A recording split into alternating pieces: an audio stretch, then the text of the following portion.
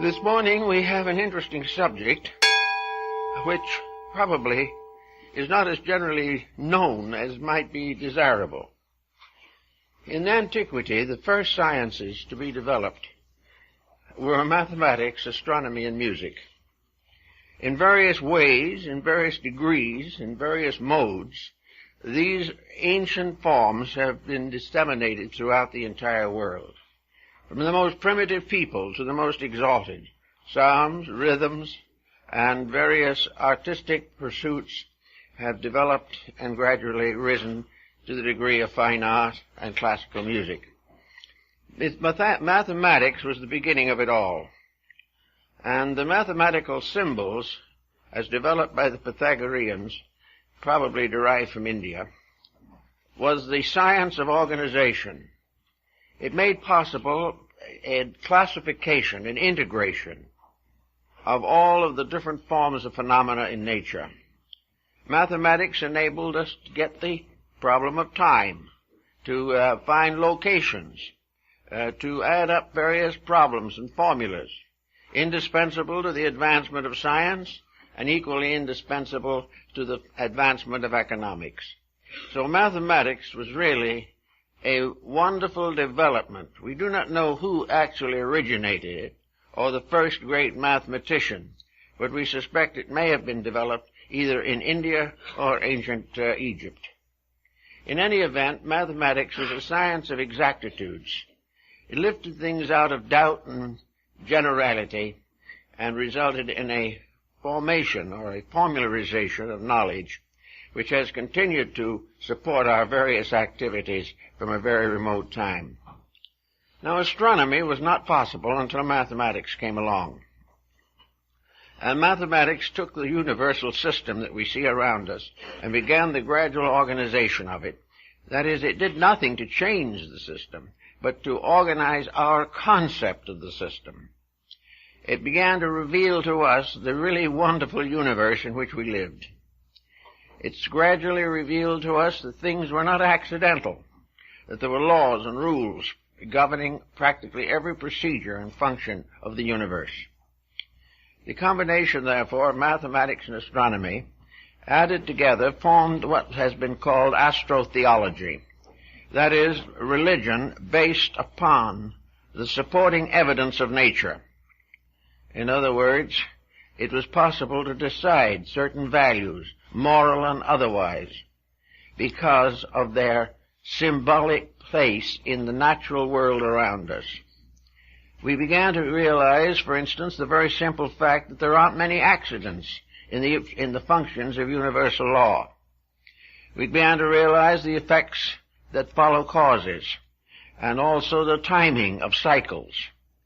We began to develop the theory of protecting agriculture through knowing the seasons and all the different forms of planting and reaping came to our attention and were integrated into a pattern. It all added up to one simple fact. We were living in a wonderful universe ruled by something. Now, what it was ruled by was still a little dim, because the physical form of the universe seemed to be all that we could find out about it. But gradually there came to the realization of these people that the physical universe was a symbol, that the processes which exist and make the universe a symbol are invisible. And gradually, out of the contemplation of visible things, we began to recognize the need for invisible forces behind these things. We could see bodies, but we couldn't see the life in them. But we could find out something about it by watching its effects in the material world.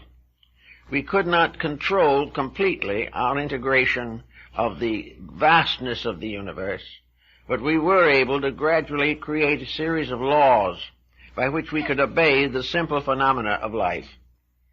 And out of this research, this thoughtfulness of primitive people, we have the moral code.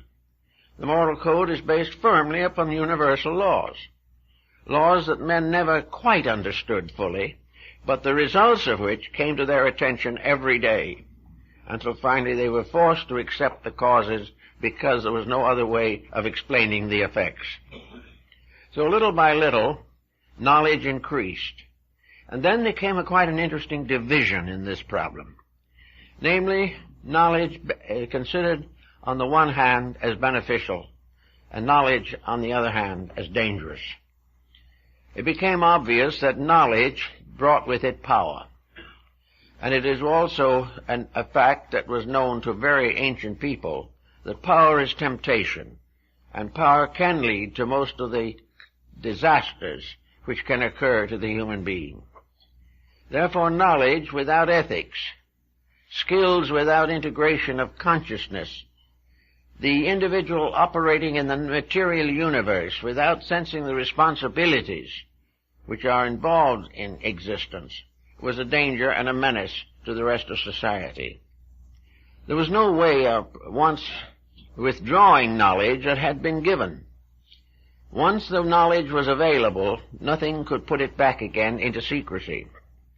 The only answer to this problem was to keep it secret from the beginning. Now, the problem of secrecy was largely in the hands of a philosophical priesthood, or perhaps we might say a great theological structure. This structure was dedicated to non-profit. These teachers and philosophers were dedicated to the service of humanity and were free from all the temptations of personal aggrandizement. These, in turn, decided to censor knowledge so that it might be safely communicated. Knowledge that could not be communicated would die with the original owner. Therefore, there had to be a way of handing down knowledge from one generation to another. And as time went on, it had to spread from one nation to another, until it finally reached the circumference of the entire planet. So to do this successfully, something had to be done to protect those forms of knowledge which by exploitation could become a menace to the survival of peoples. This story is more or less also unfolded in the Platonic account of the destruction of Atlantis. In Atlantis, skill became greater than morality.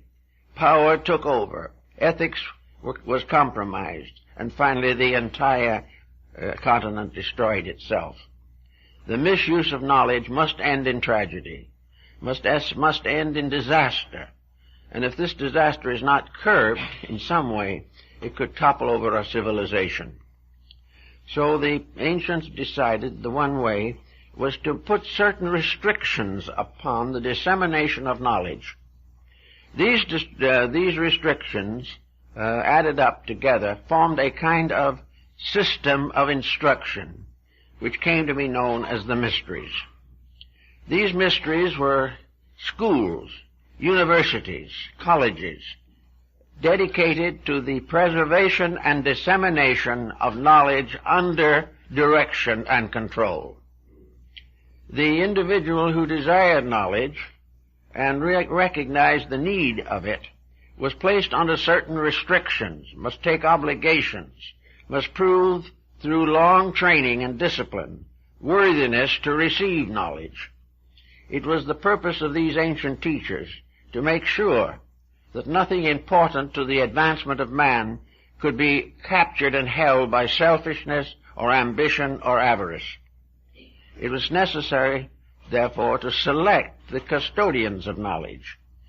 For this reason, we find most of the ancient teachers had schools or systems by which they communicated knowledge.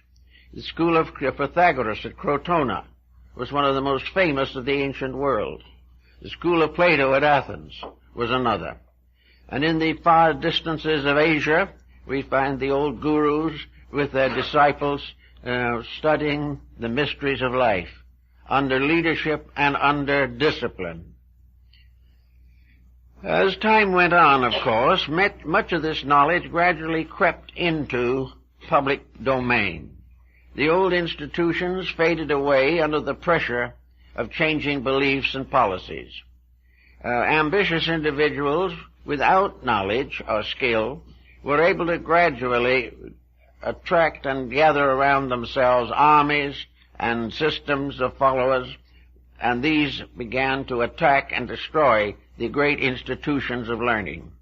In other words, the great protection was the wisdom of the few, and in order that the many could control, this wisdom had to be curtailed or stamped out in some way.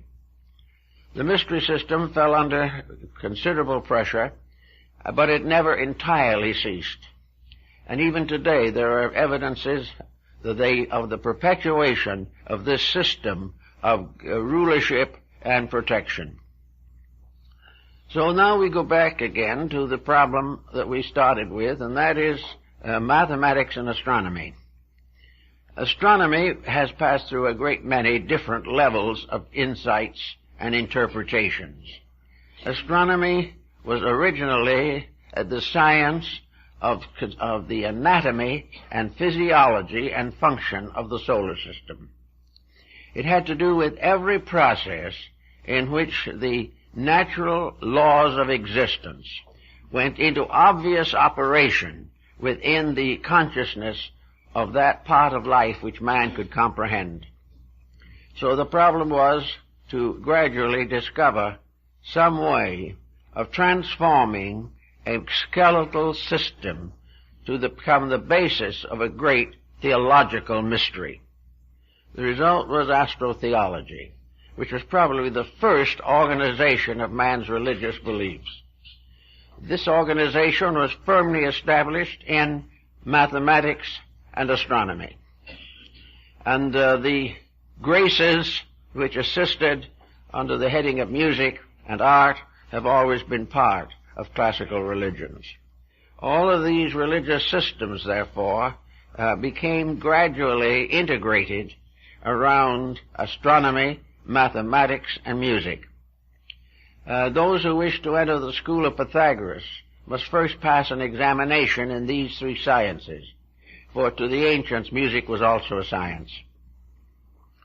Any of the other teachers who came along or were in other parts of the world put similar restraints upon the communication of knowledge. They had to test the individual as to whether he was truly worthy, on the grounds that the more he knew, the more he could pervert knowledge. If he was selfish, he could use it to destroy or offend or disintegrate the society to which he belonged. It also would provide him with the ambitions which might lead him to conquest, war, and many great disasters. So the ancients had these testings. Now Homer, in a section of his writings called The Cave of the Nymphs, describes the initiation rituals of the ancient astro-theology. And we first point out and notice that the one great religious, astronomical, mathematical day was New Year's, the winter solstice. This was the beginning of the year for antiquity. At the beginning of the year, this solstice point was of the greatest and most basic importance. Well, I think we must also realize in studying this that practically every religion and esoteric system we have in the world today developed in the northern hemisphere. And all of the calculations that are made are based upon the precession of the equinoxes and, of course, the solar system of the year in the area of the northern hemisphere. At that time, we find the zodiac already fairly well known. We find that most of the symbols found in religion were also to be found in astronomy. We realize, for example, that the 72 elders of Israel were the 5-degree divisions of the circle of the zodiac. We know that the 12 signs became 12 apostles, 12 disciples, 12 leaders, and also that the course of time were associated with 12 major religious revelations. We find that almost every unit that has to do with man's survival is in some way mathematically keyed to the zodiac. Now, in the old time, and even later in the mystical writings of Jacob Boehme, the arrangement of the zodiac is slightly different from what we generally use in astronomy or astrology today. We still begin, technically, the zodiac with the sign of Aries. But whereas we usually think of this as placed on the eastern angle of a horoscope, in the ancient times the sign of Aries was placed in the midheaven. In other words, it was at the highest point, and that was the point of we might say, the beginning of the year, the New Year's ceremony, usually occurring between the 20th and the 25th or 27th of December. At this time, the sun was born again. It rose from the dead of the old year. It began to move northward, and in moving northward with its own strange power, began to release the life locked in the earth. So the ancients considered the sun as the principal symbol of deity. No ancient person of wisdom or insight ever thought of the sun as that being, but rather the mirror of it. To the Greeks, the sun god carried a shield, and this shield was the mirror of the sun. It was not the sun, but the sun was there as a symbol of order, life, resurrection, fertility, and inwardly of the illumination of the soul. Therefore the sun became an object of worship everywhere. In Egypt, for instance, in the course of the development of the doctrine of Akhenaten, the great reformer of Egyptian mysticism, the Aton, or sun, was the supreme symbol. This symbol, in the Egyptian, was a ball of light surrounded by radiant rays, each of the rays ending in the symbol of the human hand. Therefore, the sun was radiating in all directions, lifting up everything that came in contact with, bringing death to life out of the earth. Now, this seemed to be very interesting to most ancient people. It helped them to understand something about life, which otherwise was too difficult for them. The sun also, whether we realize it or not, became a symbol of deity in early Christianity. It was definitely associated with the nimbus, the halo, and the radiance around the heads of saints. It was the symbol of spiritual light manifesting through the physical light of nature. The sun as a spiritual power brought enlightenment to the inner life, releasing the individual from ignorant superstition and fear. In the outer world, the sun was the generator of life and the regenerator of everything that man depended on for survival. Without the light of the sun, he could not live. Also, therefore, that part of the world where the sun was above the horizon was the good part, the life part. Night was the dark part. Night was darkness, mystery, and death. Day was light, brightness, and wisdom. So that the life of the individual was gradually divided into these two hemispheres, the hemisphere of light and the hemisphere of darkness. Light became the symbol of growth and hope and wisdom. Darkness was a groping. Therefore, darkness became an appropriate symbol of ignorance. That which was ignorant lived in darkness. That which was wise lived in light. Now, how did the ancients understand ignorance? To the common people, ignorance was lack of formal education. To the priests of the mystery, ignorance was the lack of internal realization of good. Therefore, all of the changes that take place in the world, in the seasons and in the ages, in the great processional of the equinoxes, all these things have their equivalent within the person himself. He had his solstices and his equinoxes. He had all of the different planets of the system. He had all the different zones and spheres and degrees of the zodiac within his own constitution. And out of this came the great symbol of the grand man of the universe. This was very strongly emphasized in the Cabala and also in the early rites of the Rosicrucians and other mystical associations in Europe. So to find that the universe was the great man and that man was the little universe gave rise to the concept of the macrocosm and the microcosm, the large world and the small world. And these two were bound together by sympathies which could not be broken.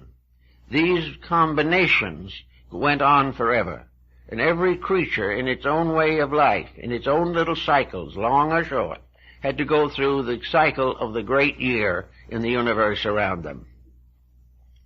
Now, as Homer points out in the Cave of the Nymphs, with Aries at the top point in this cycle, then the vernal equinox at that time was said to occur in Cancer, which was the next important point.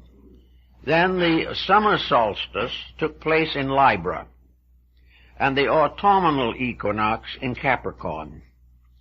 Now this made the universe into a kind of temple, and it resulted in what are now known as circumambulations. In nearly all religions, including Christianity, there are certain rites of walking around an altar, or in the area around a building, or on a kind of balcony around a sacred center. And the place of circumambulation is still retained in practically all European cathedrals. But this circumambulation was really the story of the sun walking around the zodiac, going from one degree to another and bringing in each case certain basic and fundamental changes. Now, in this particular phase of the matter, we find the solar mystery very much adapted to other forms of thought. In every case, practically, the supreme deity was a light deity, a deity of life, light, beauty, and truth.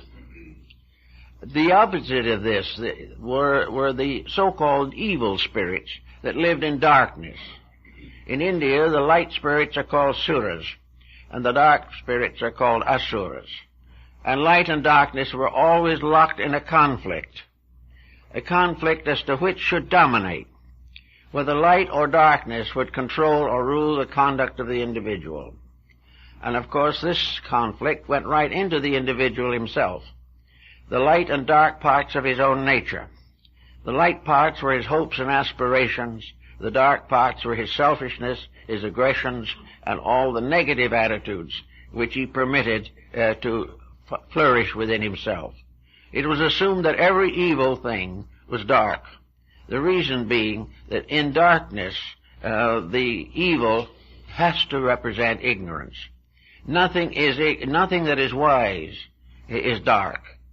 This has nothing to do with the appearance or physical structure of the individual, but has to do with the inner construction of his life. Wherever light rules that person, he is light. Where darkness is allowed to go uncorrected and no effort is made to improve oneself, then the darkness is there. And darkness is selfishness, it is self-centeredness, it is corruption, and it is all of the evils which have afflicted man since the beginning of his existence. So the light and dark situation now portends. And we know that every year at the winter solstice, the sun god is born. In the temples that were built in Greece, Egypt, India, China, and many other places, the symbolism of the solar system was built into the architecture, so that it was there in every case. The Temple of Solomon, the mysterious temples of India and China were all, like the Cathedral of Christianity, solar symbols. And in these solar symbols, as in the Greek mysteries, the human being himself now plays the role of the sun. In other words, the year of the sun becomes the symbol of the life of the individual. The individual, so to say, psychologically at least, is born at the winter solstice. He comes into his growth or embodiment at the vernal equinox. He attains the maximum at the parting of the ways at Libra, and he goes on into age until he reaches Capricorn. And these are 9 spokes of a wheel. And the so-called broken wheel in religious symbolism is the wheel with 9 spokes and 3 broken ones. In man, the generational structure is that the prenatal epoch consists of 9 solar months. Therefore, man is born of the broken wheel. Furthermore, of course, the ancients said that man, coming to true birth, must pass through 9 months in the womb of his mother and 3 months in the womb of the temple. In other words, the year was completed by 3 initiatory degrees by which the individual came into his own maturity. The individual was born with 3/4 of the circle. The other quarter of the circle had to be earned. And the 3 degrees of this earning have been perpetuated in most of the religious and mystical organizations of the world from the beginning. So the individual, to perfect his life, must pass through the experiences which are indicated by this solar system structure.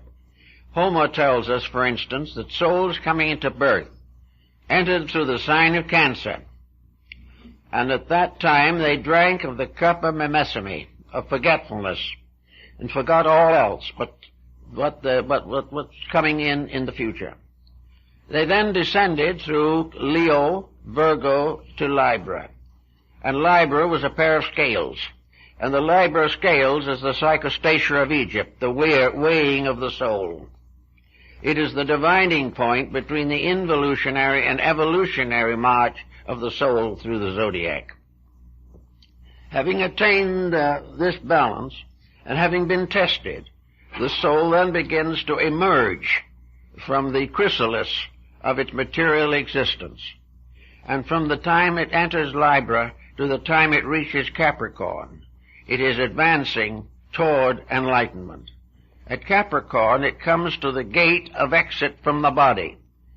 Cancer is the entrance to the cave. Capricorn is the exit. And therefore the cave is embodiment, incarnation, and establishment in the material universe. In Capricorn, the individual comes to the end of material existence. Therefore, we almost always represent the sign of Capricorn as an old man with a scythe walking with a tiny child that has just been born. This symbolism is derived directly from the ancient mysteries and the rites that were a part of it in very remote times. Therefore, that Capricorn, the individual, theoretically, departs from this life, or under the mysteries of initiation, departs from materiality. The signs from Cancer around to Capricorn represent materiality. Here the individual has to pass through all of the labors of the Hercules, who performs 12 labors, or Sindad the sailor, who makes 12 journeys, or wherever the 12 comes into the pattern. We are dealing with the zodiac. Then, when it comes to Capricorn, the individual regains his lost memory and emerges from the cave into the clear atmosphere above. Now, when you look at the zodiac in this way, and you place Aries at the top, then you realize that Aquarius and Pisces are between Capricorn and the reunion with deity. These represent, and found in the old symbolism, the experiences of the consciousness in the development of its extrasensory perceptions. Aquarius becomes the symbol of the great innovation of true knowledge, the great dedication. And in astrology, it is the house of the friendship. In the mysteries, it was the symbol of universal citizenship, in which the individual now becomes a part of the universal mystery. And Pisces is the symbol of illumination, or the esoteric fulfillment of the journey. And thus it goes completely around the wheel. The first 2 signs, after Aries, Taurus and Gemini, are not involved in embodiment, but they are involved in the superphysical aspect of the universe. Because the 5 signs, Aquarius, Pisces, Aries, Taurus, Gemini, belong to the invisible world of causes, from which the soul descends into embodiment. And from the time it enters embodiment to the time when it casts off the body, it remains obscured. It remains concealed from its own identity. It must struggle in darkness. Now, in the mystery system, this is a point of great importance, because from the time the entity enters through the gate of Cancer, of birth, to the time when it exits again through Capricorn, it is in a world which is strange to it. It is in a world in which it is being tested for its own immortality. Not that the immortality is threatened, but because until the soul has made this journey, it cannot be safely entrusted with the great truths of life. This is the place or the sphere of learning. And the learning must be gradually based upon one factor only, internal integrities. In the lower hemisphere of darkness or of ignorance, there is no great light available. Almost all of us recognize now the failure of materialism. Well, the lower half of the great circle is the sphere of materialism. Materialism is the ethical darkness. It is the darkness which has resulted from man turning from the ways of light, or refusing to light the darkness by his own conduct. The labor of the individual, therefore, is to bring light into darkness. First, the light coming in himself from his own darkness, and then later bestowing light upon the whole world which is in darkness. Therefore, the great teachers are the light bearers, who must bring light and hope to the dark semicircle of the lower half of the zodiac. Now, in getting into this, then, we find what we know today to be true, that we live in the material world, which is a world of uncertainties. Our facts are very few. Our convictions are numerous and conflicting. We do not, any of us, have the answers to the ultimate. And we are not going to have those answers given to us. We must release them from within ourselves. Therefore, in this hemisphere of darkness, each individual must work out his own salvation with diligence. Those were the last words of the Buddha. We must, each of us, find the light according to our own integrities. To do this, we must have dedication. And this dedication is, whether we realize it or not, bestowed by birth itself. From that time on, we must develop this dedication by personal effort. We must resist every day those forces and conditions which perpetuate darkness. And darkness is always lack of the final form of light, ethics, or the recognition of the essential values of integrities. If the individual goes along this pathway, he comes, as in the Egyptian ritual, finally into the great hall of the twin truths in Amentet, the abode of the great god Osiris. Now, Osiris has as a symbol an eye, and that eye, of course, is the sun. And this eye represents the sun of the underworld. When the individual is in the lower half of the zodiac, the only sun that can shine into his life is from within himself. He must gradually release the great light that was bestowed upon him in heaven, or in the divine worlds. In the meantime, if he comes into the hall of Amentet, he stands before Osiris, who wears the plumes of the north and south, that is, the plumes of the spiritual and material halves of the zodiac. The crown of Osiris is inclined exactly to the degree of the solar axis at the present time. In other words, the ancients knew the inclination of the axis. This deity, then, becomes the judge of the quick and the dead. And this deity is the sun in its karmic aspect. The soul of the deceased person is represented by a symbol.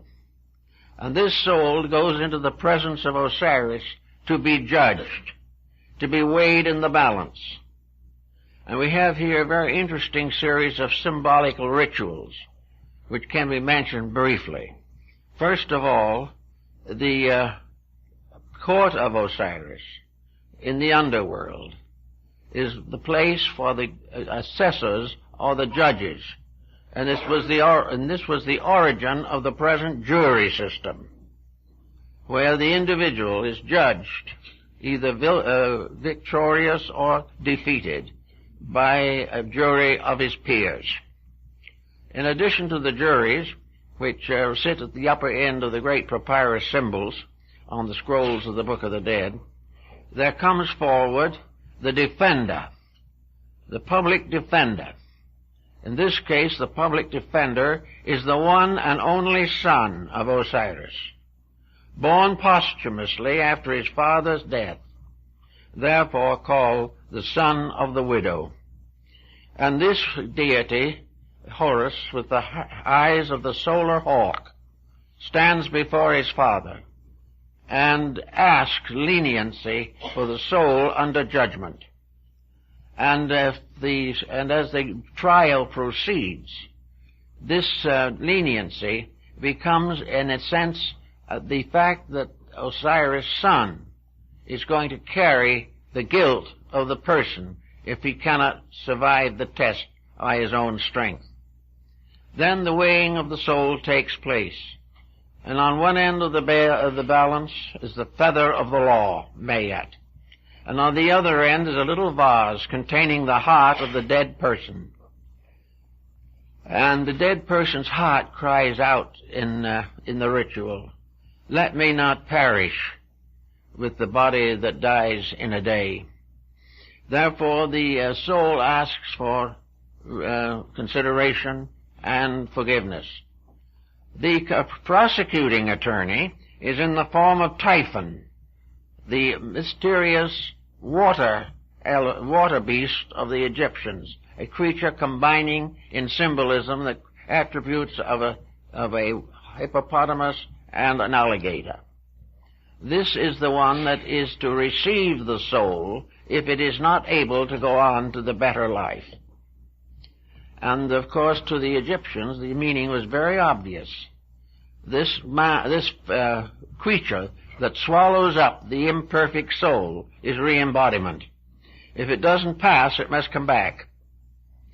In the meantime, the balance is made, and Horus, the son, pleads with his father, interceding for the soul of the person who has passed on. And then because Horus is the only begotten son of his father is lenient to the world through his son and forgives the soul and permits it to go in peace. It's a very interesting ritual and has been found in one form or another throughout the whole world. Now, as the scene continues, we know that Libra is the sign of the balance. We know that it is the place where the path breaks between going forward and failing to go forward. In every case, there comes the time when the journey downward into sorrow and fear comes to an end because the soul has achieved a victory over its own weaknesses. It is then weighed in the balance. And if the balance balances, it then goes on into the upper cycles. And this is the reason for the sign of Libra, the scales, being exactly opposite the sign of Aries, which is the symbol of the great winter power.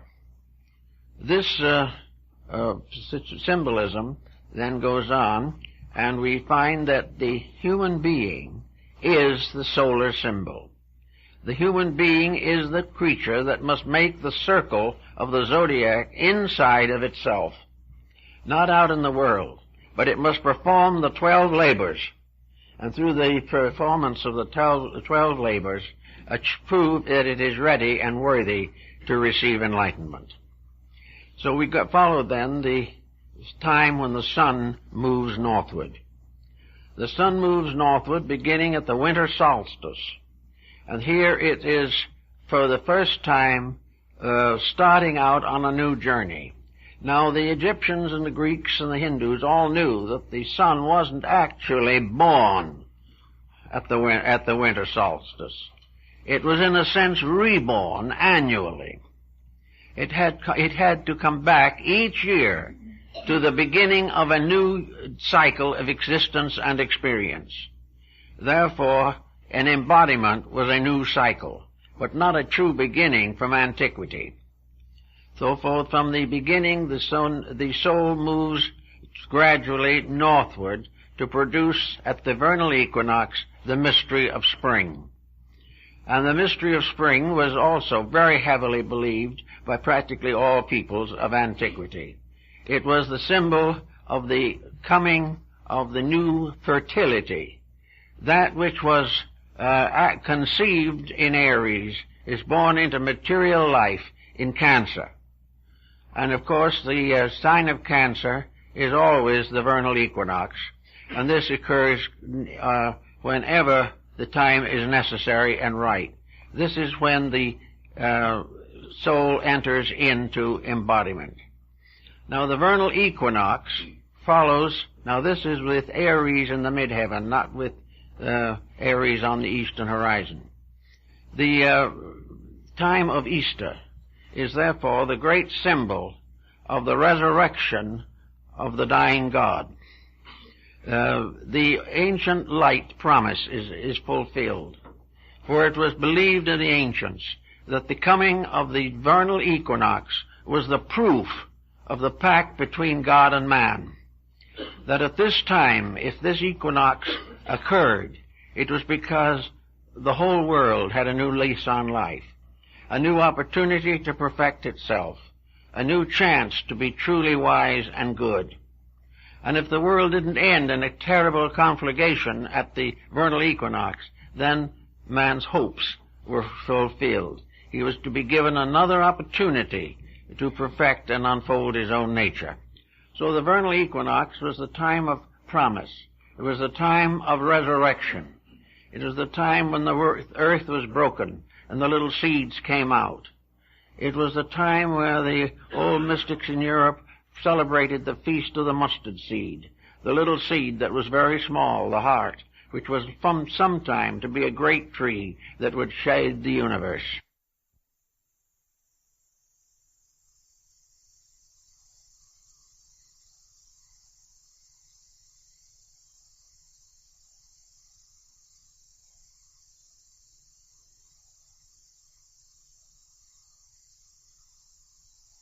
Be a great tree that would shade the universe.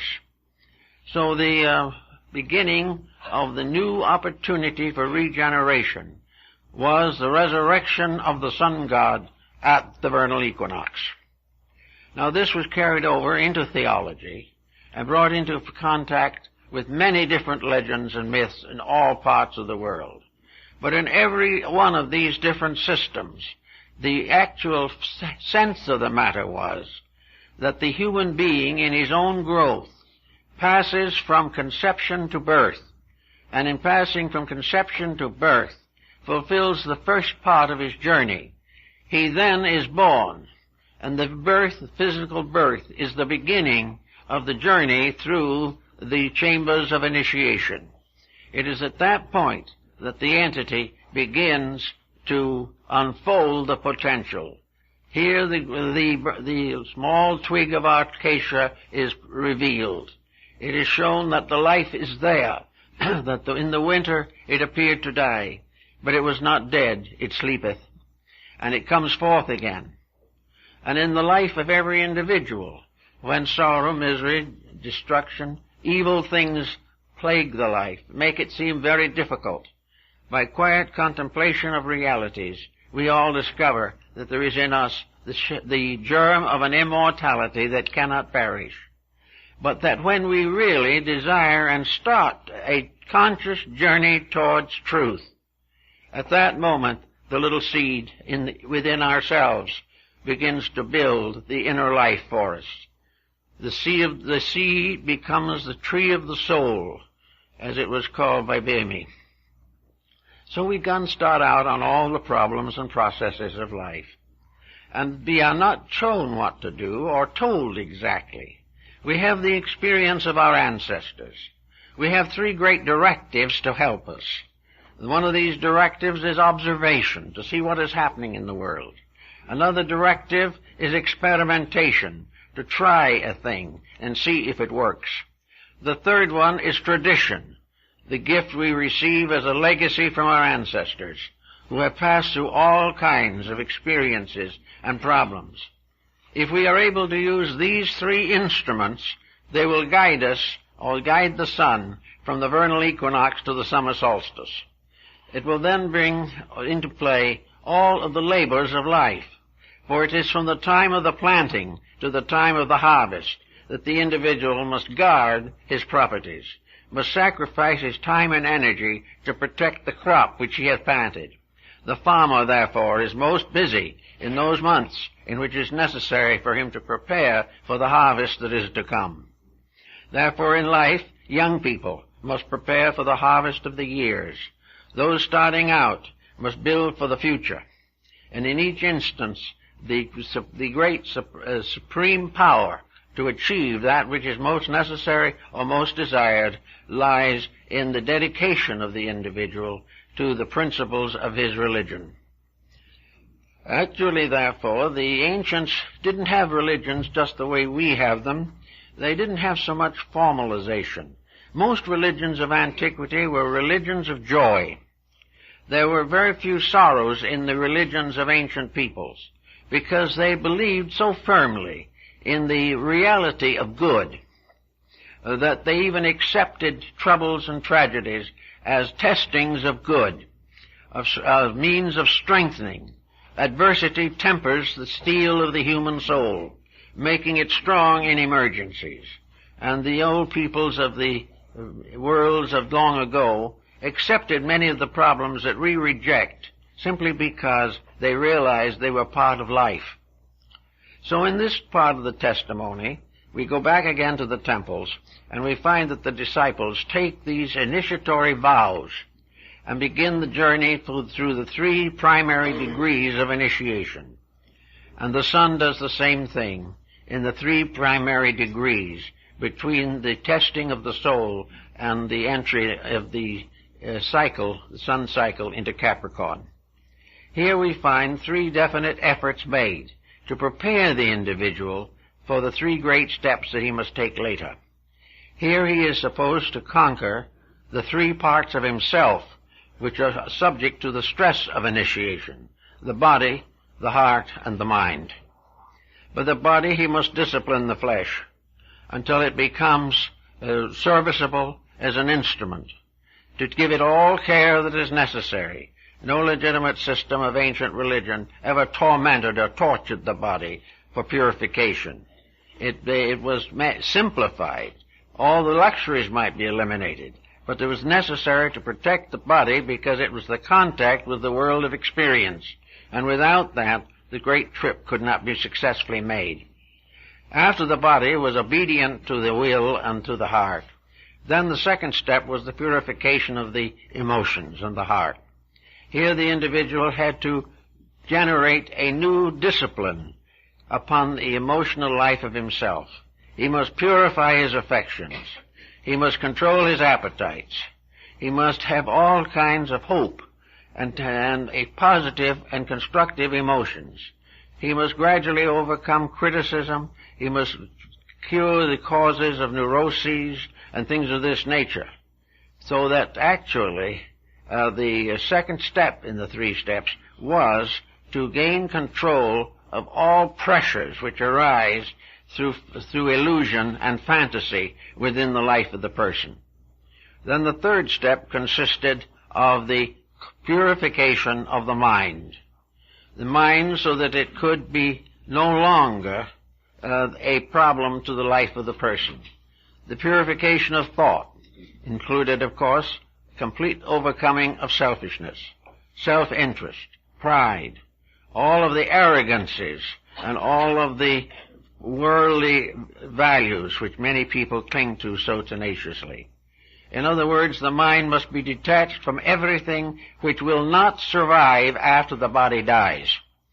we are to take with us in the mind only that which is not dependent upon the body, but is dependent upon the insight of the individual himself.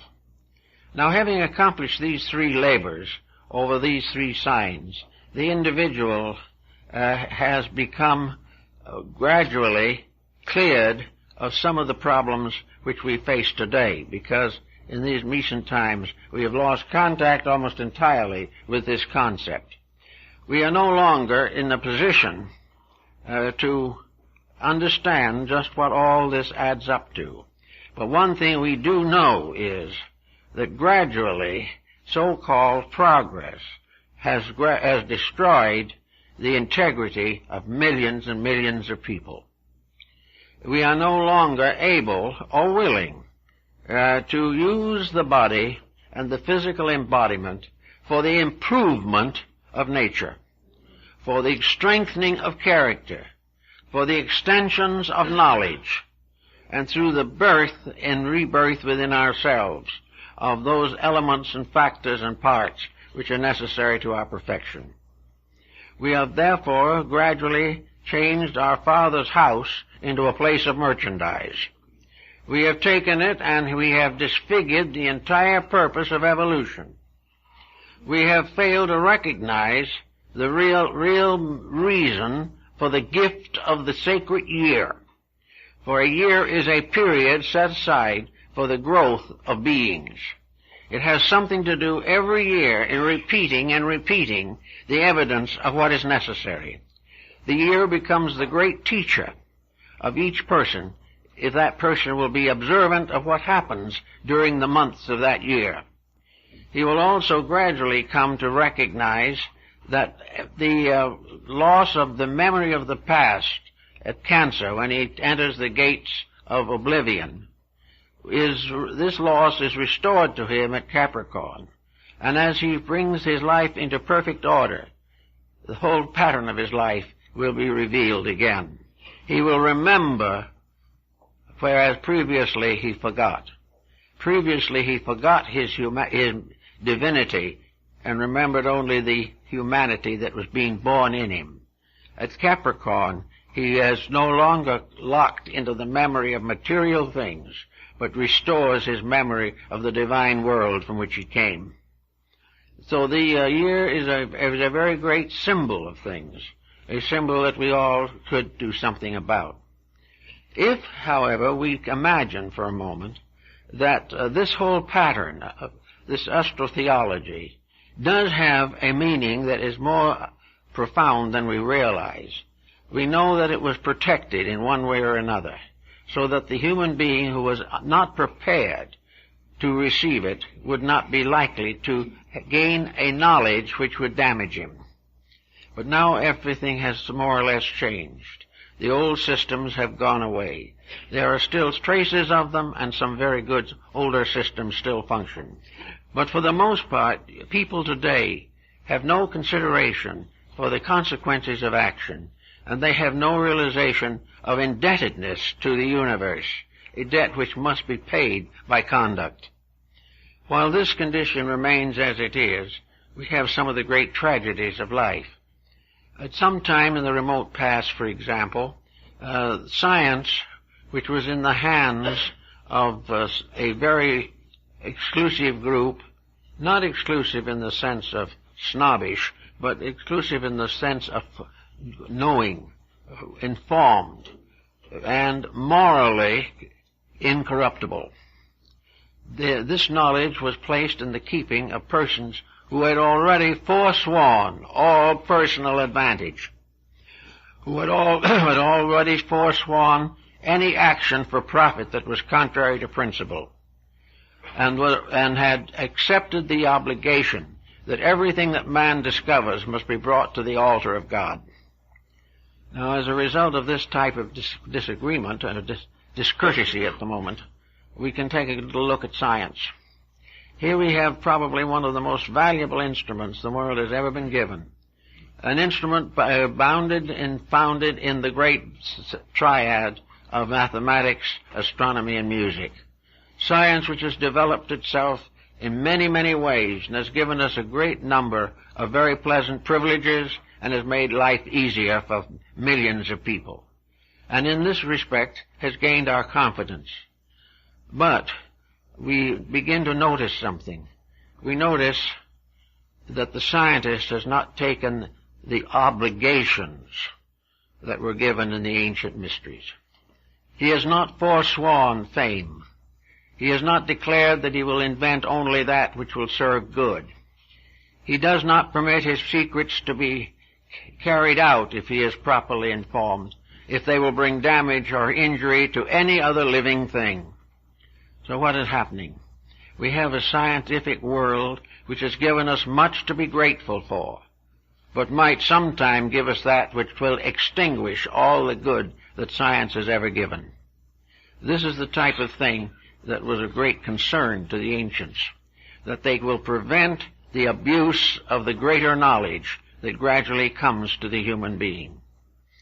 This greater knowledge was therefore protected by the rites of initiation, the basic rites of 3 degrees, by means of which it was possible for the person, representing again the embodiment of the sun, to become morally responsible.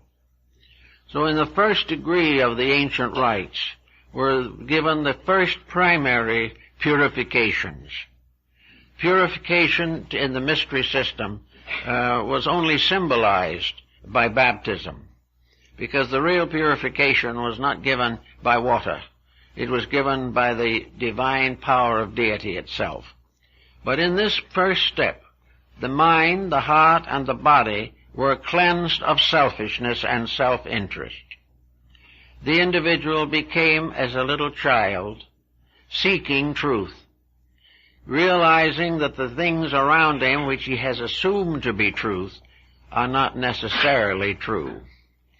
Many things that we believe are not so. Many things that we disbelieve will ultimately be proven to be true. And in this mystery of uncertainties, it is very much to our advantage to place certain disciplines upon our own attitudes. We may not know yet why we should do it, or how we should make these applications, but that something has to happen inside the individual before it is safe to bestow upon him the wisdom of his race is more or less obvious. There is a great body of wisdom, and there is a great race of people who have found it, built it, created systems for the perpetuation of it, but have never applied it to their own lives. They have never done those things in themselves which can make them safe custodians of the future.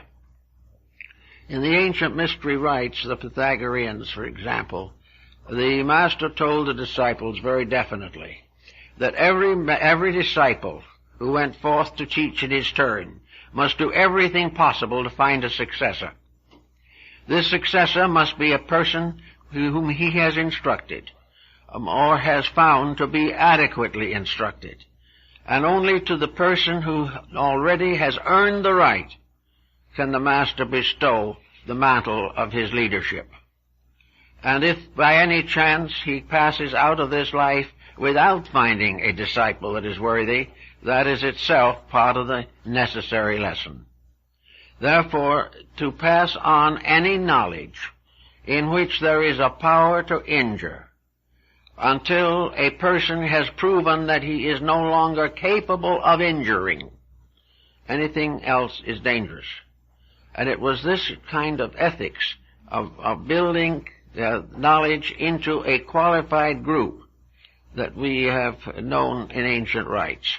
Now, some people hold these ancient rites to be snobbish, selfish, and that these leaders have intentionally concealed truth because they wanted to govern other people or wanted to be masters over slaves. History has no strength for that support at all. There is no effort to recognize, or no opportunity to prove, or no way of proving, that those who truly possess great knowledge were the ones who were the cause of trouble. The ones who are the cause of trouble are those who want to resist knowledge and gain authority by allowing people to be less than they should be. Therefore, that which wishes to be popular, first of all, makes a virtue out of things that are not true. And as a result of that, everyone is worse off. Now, in the initiation rites as they were given, the first degree is that of purification. The second degree is that of service.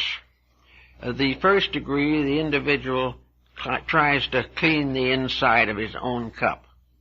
The second degree, he is dedicated to the service of some need or some person in his environment or for whom he has responsibility.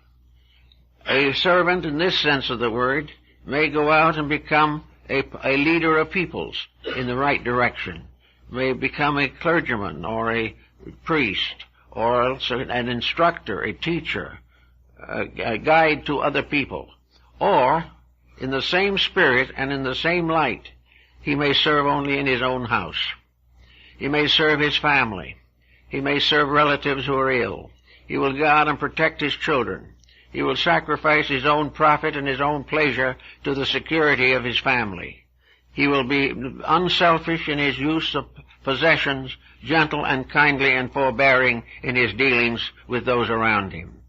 This is the simple sign. One individual may go out and rule a country.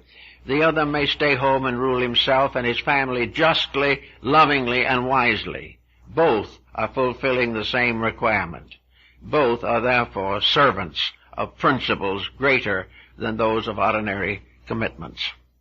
After that comes the third step, in which the veil of the temple is opened to allow the professed person to begin to gain the full meaning of what he has gone through.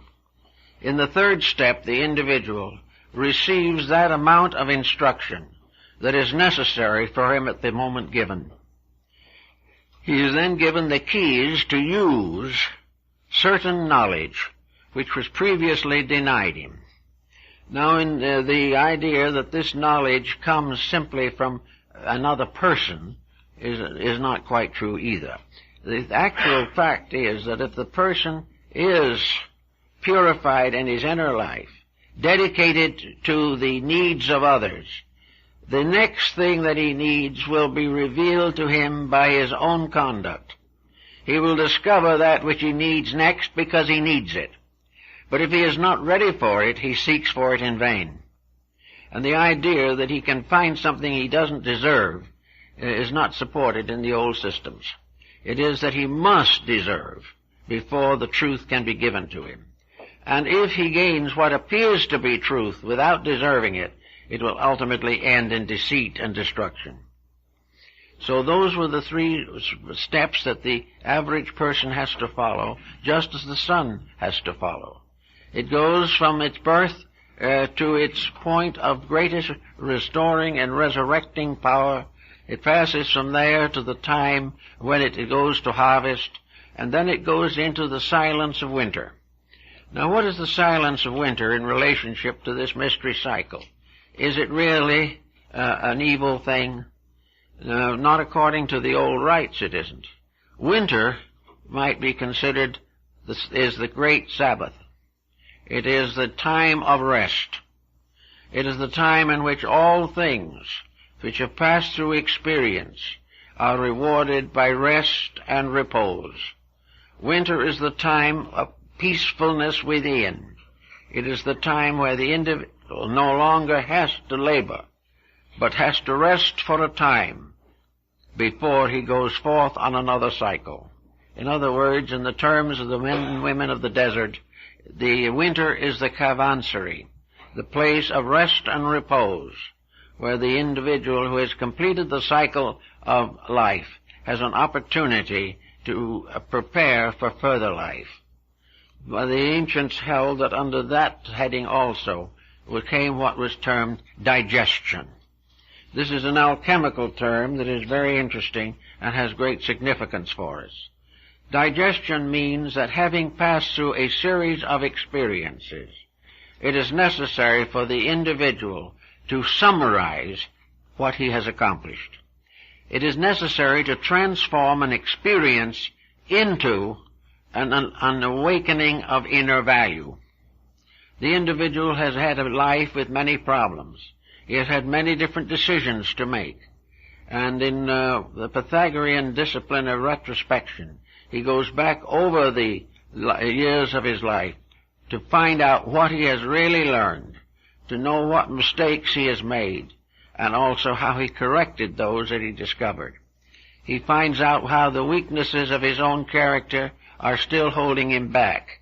He discovers where little germs of self-centeredness have prevented certain magnificent facts from being manifested fully to him. In retrospection in the Pythagorean school was usually given at night, or just before bed, to sleep. And that in the great solar cycle, this retrospection is part of the cycle of winter. This cycle of winter is a very interesting phenomenon because we know very little about it, except everything seems to go to rest or go to sleep. And there are few things, however, like the evergreen, which was among ancient peoples always the symbol of immortality, and therefore the Christmas tree, that in this phase of the situation, the soul comes to a temporary condition of after-death awareness. It is not judged by something else, it is judged by itself. There is a recapitulation, as is also referred to in some cases where it is said the person's in desperate condition in this world, in drowning or something of this nature, see their whole life go before them again, in reverse order. This is to a great degree the same principle involved, except in the after-death state. There is no judgment, there is no punishment, except what the individual bestows upon himself in the reviewing of his own conduct. He is not whipped by some evil spirit, he is not damned by an avenging deity, he is simply detached from body to contemplate what he has learned while embodied, which will help him to be unembodied forever. This is the situation more or less as it stands. The individual must finally become his own judge and jury. And this is possible because of the deity that abides within himself. He is judged by himself, but he is judged no longer with the modifications of his personal interests and desires. He is not judged because he wants to do this or wants to do that, and he cannot say, I'm sorry, but that was the way it was then. He has to face the exact fulfillment of his previous life. He has to realize what he did was right and what was not right. And for those who have had a very miserable existence with very little discipline, the experience will probably be a little humbling, but never evil, never corrupt, never a terrible pain, but rather a deep realization of failure. But always in the realization of failure, the promise of ultimate fulfillment. So that in the dark part of the winter, we find the loneliness of that which is the human state. Every human being is in a sense alone and will always be lonely until it can be restored to the eternity which is its proper nature. So that in the winter the individual becomes a little bit aware of the necessity of fulfilling his own winter. And lots of elderly people look back upon a very constructive and useful life. They're pretty well satisfied that they've done it as good as they could do it.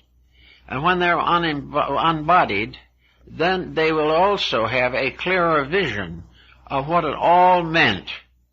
Very often the individual can only say, well, I did sacrifice myself because I felt it was necessary. But this isn't the real message. The real message is found only when the inner life itself, freed from body, estimates the values and merits of its own accomplishments. And very often these accomplishments are better than we think.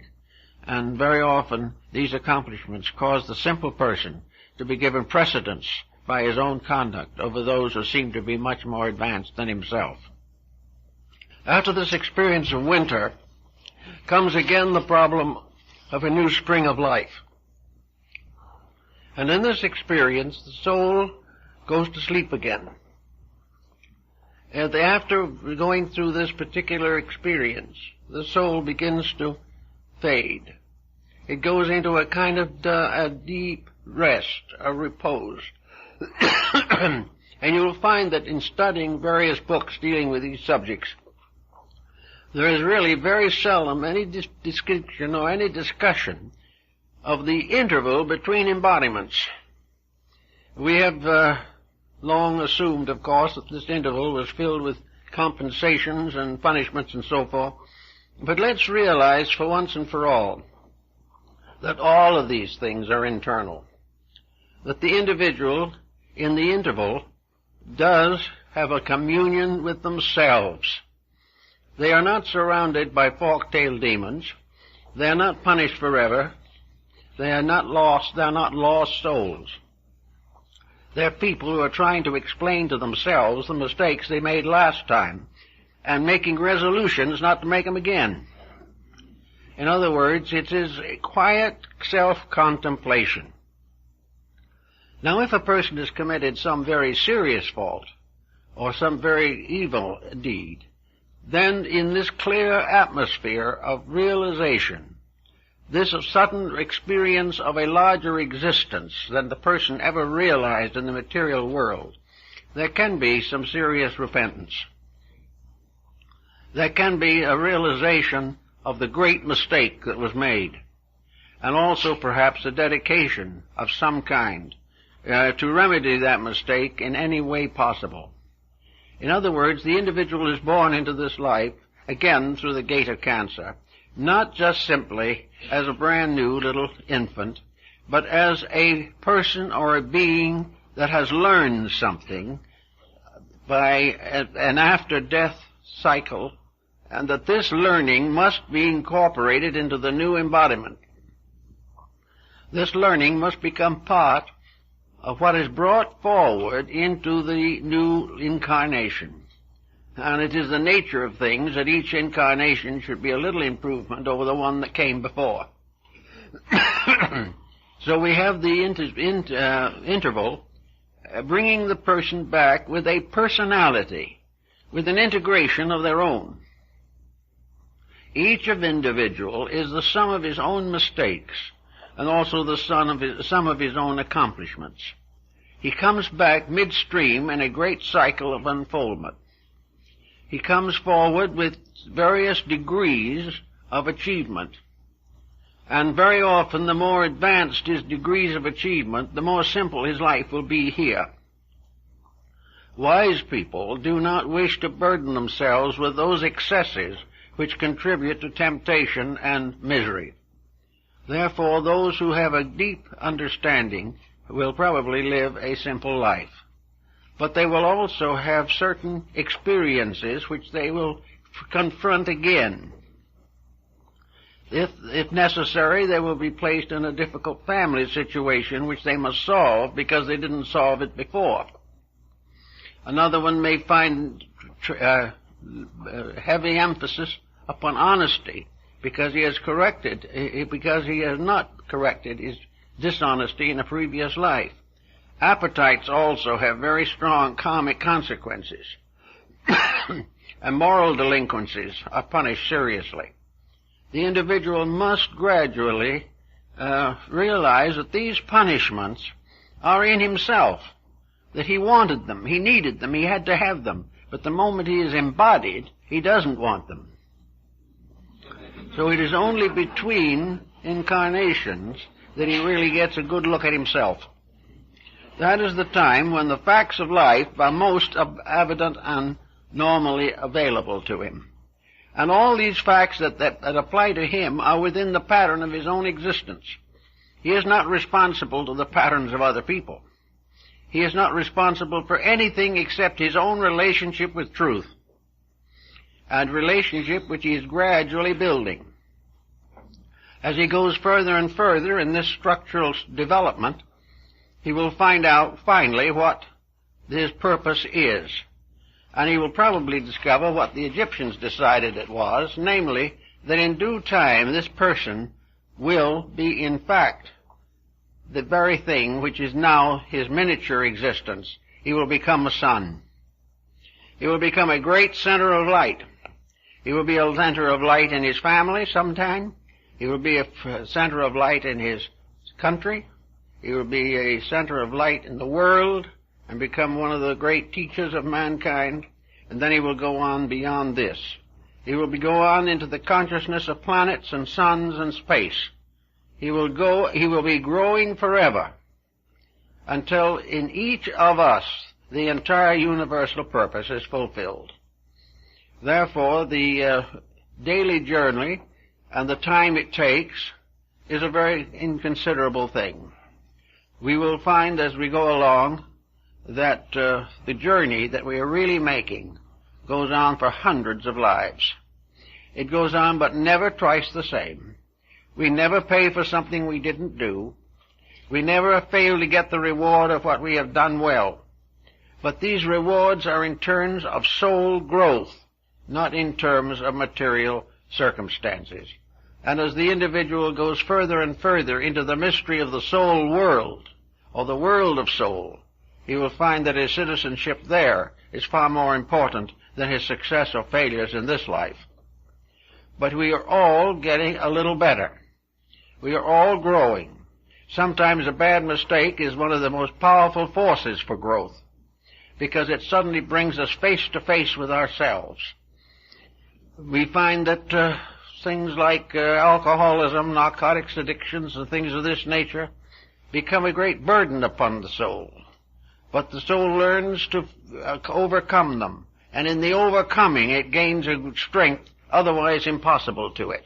So everywhere, every time, always, the growth is going on to the best of the ability of the human being to perform growth.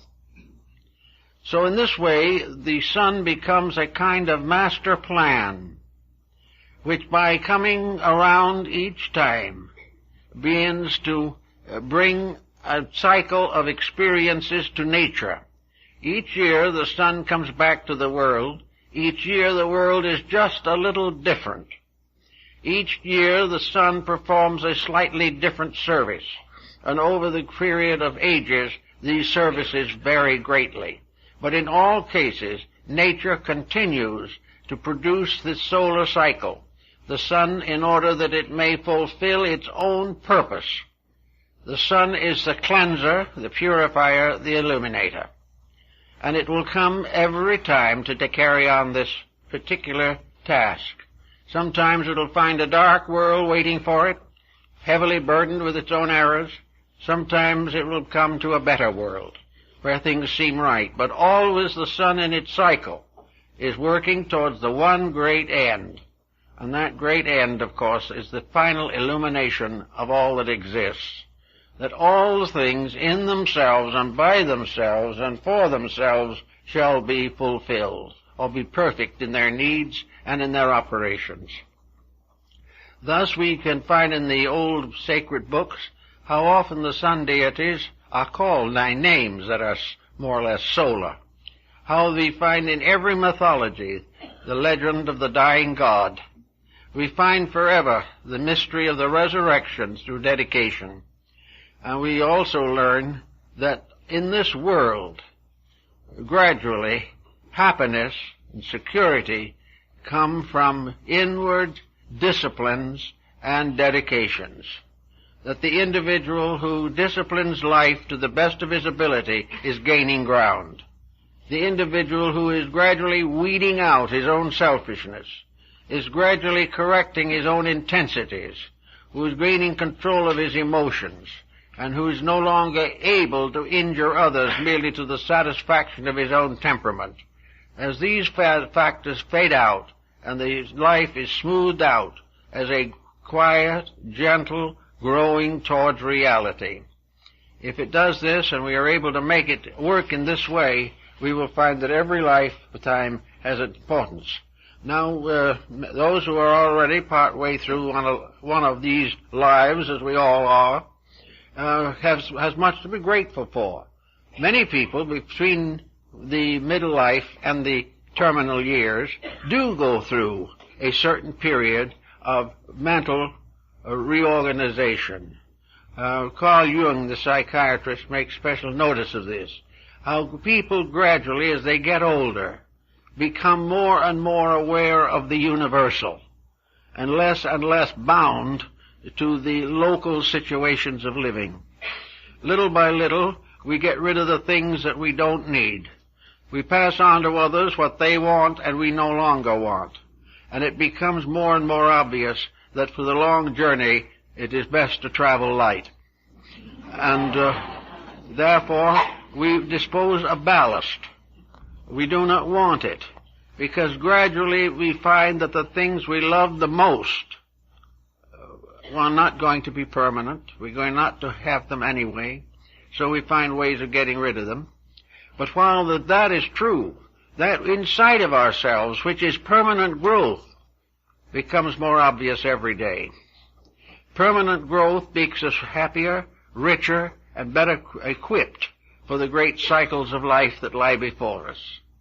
And actually, every time we come into the world, the sun moves northward and brings to us opportunities for growth.